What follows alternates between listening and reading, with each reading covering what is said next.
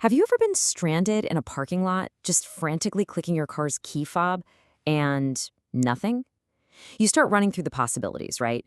Is the battery dead? Is the fob just broken? Or is there something else going on? Something invisible, floating all around you that's messing with your car? Well, that last one might be closer to the truth than you think.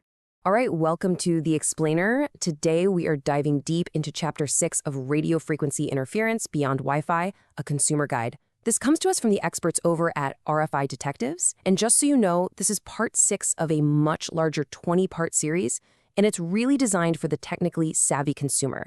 So let's get into it and uncover the invisible forces that can turn your trusty key fob into a useless piece of plastic. It's an incredibly frustrating experience, isn't it? You're positive you locked the car, you know the fob works 99% of the time, but today it's just dead. And when you can't get into your car, it's more than just an inconvenience. It feels like you're completely locked out of your own life. So what is really going on here? Okay, so to get to the bottom of this, we first have to understand how your key fob actually talks to your car. It's not magic, it's radio.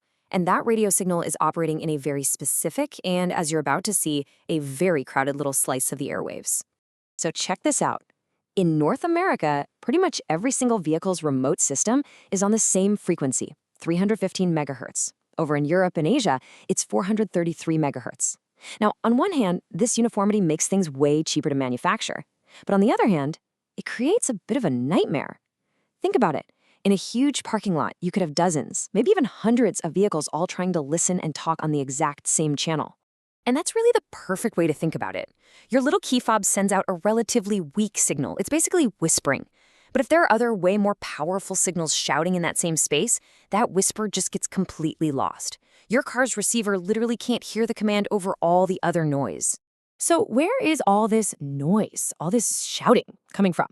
Well, this interference, it really comes from two main camps, the accidental and, believe it or not, the intentional. But first, let's get on the same page. What exactly is radio frequency interference, or RFI? The simplest way to think about it is just static. It's unwanted electromagnetic energy from some other source that gets in the way of the signal you're actually trying to send from your key fob to your car. Now, most of the time, this interference is a total accident. We are literally swimming in a sea of powerful radio signals, from cell towers, from wireless networks, from big broadcast antennas. And even if they're not on the exact same frequency as your key fob, their signals are so powerful that they can kind of bleed over and be more than enough to overwhelm the sensitive little receiver in your car. But then you have the intentional stuff, and this is where it gets a little scary. I'm talking about RF jammers. Criminals can actually buy these illegal devices, sit in a parking lot, and transmit a powerful, continuous signal. So when you walk away from your car and press that lock button, their jammer drowns out your signal. You walk away thinking you're all set, but nope, your car isn't locked at all. And that's why it is so important to always listen for that chirp or watch for the lights to physically confirm your car is locked. Okay, so now we know what's causing all this chaos. But how can you tell if it's happening to you? What are the symptoms of RFI? Well, it usually follows a pretty clear pattern.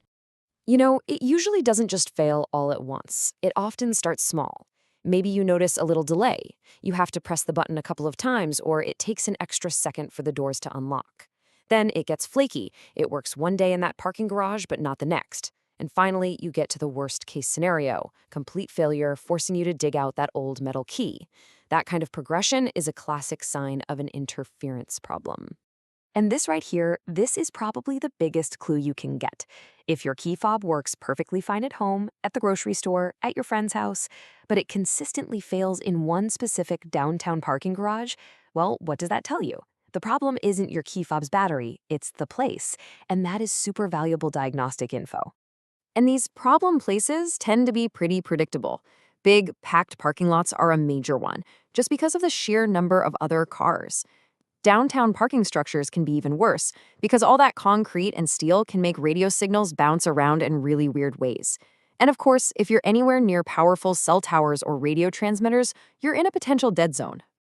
You know, as our tech gets smarter and more convenient, it also kind of weirdly opens up new ways for things to go wrong. And that is especially true for these newer, modern, passive keyless entry systems. I'm sure you know what I'm talking about, right? The systems where you just walk up to your car with the key in your pocket or your purse and the doors just unlock. It feels like magic. But that incredible convenience comes with its own unique weakness. See, with an older fob, the car only has to listen for that signal in the split second when you actually hit the button.